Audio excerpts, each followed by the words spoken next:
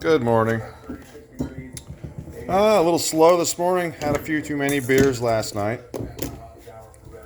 I always have a few too many beers when I have beers. It's always too many. Okay. Well, we're gonna kick off today. We're getting it figured out. It's something fun to do. I think I've got it just about licked. Still having shifting issues from first to second. It revs up in first way too high, and when it lets go, it doesn't grab second. For a few seconds. I am not a transmission expert, but I can kind of imagine what's going on in there.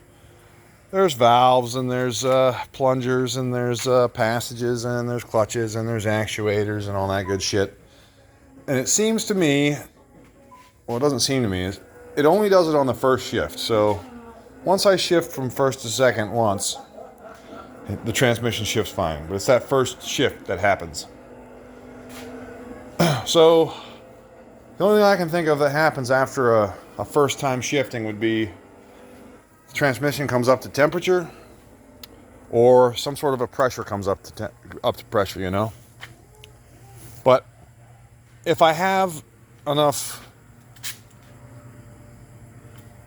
line pressure in the pump to engage into first gear and hold it there, then it tells me that I've got hydraulic pressure in my transmission.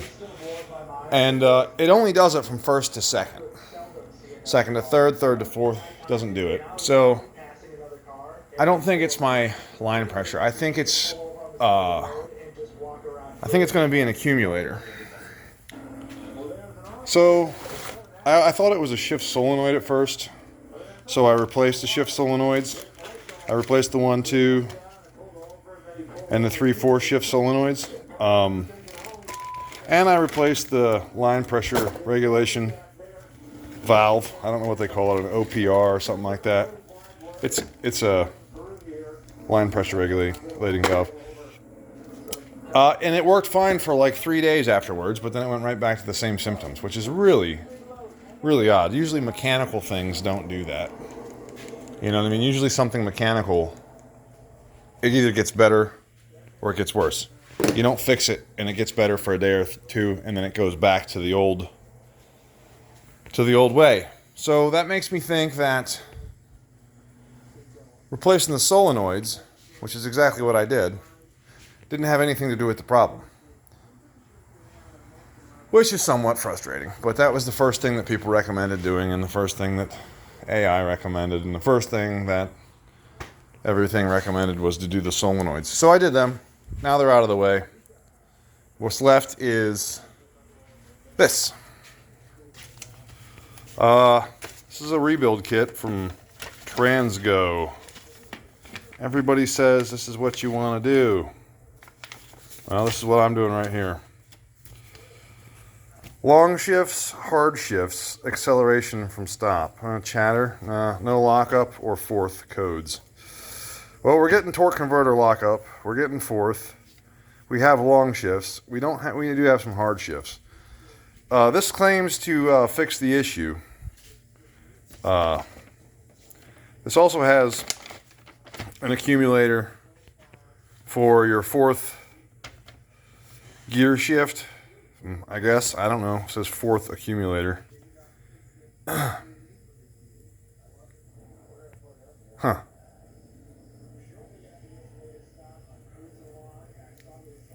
Well, that would make sense, right? So first gear doesn't have an accumulator. So there you go, yeah. Okay, so first to second, there's your accumulator. Second to third, there's your accumulator.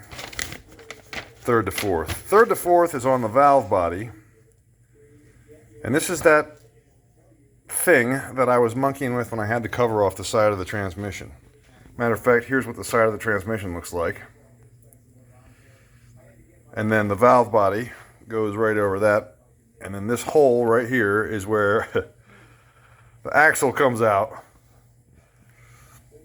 Wow, that was not fun. Anyway, you can get back here. And this kit comes with, what does this go? A boost valve? main control valve and bumper spring. A boost valve. Reverse, new intermediate and reverse boost valve. I don't even know what the fuck that is. What's this guy? A TCC regulator? An EPC solenoid. That's what I replaced. I replaced that when I had the transmission apart. And then up here on this side is where my shift solenoids were. Anyway, we're not going to get back into that bullshit again. That's if it comes down to being some of the valve actions or some of the check balls, that's going to have to be dealt with later. What we're doing right now is pulling down the oil pan on the bottom, popping the filter down again, and then right underneath that is this second and third accumulator. Apparently what these do is accumulate shift pressure. I thought what it did was accumulated pressure against these springs so that when the shift valve opens, you had a large volume of compressed fluid to engage your clutches and your bands, right?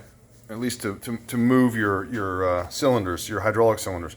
Apparently that's not what this does, unless what I'm reading is wrong, which that's oftentimes the case. Oftentimes what I'm reading is wrong.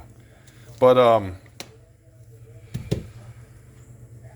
apparently what it does is it keeps the hydraulics from slamming into the next gear. I think it should probably be called a hydraulic absorber, right? Not necessarily accumulator if that was the truth, but we'll see what happens. I don't know. I'll learn as I go. This is the first time I've monkeyed with this sort of thing in here. Yeah.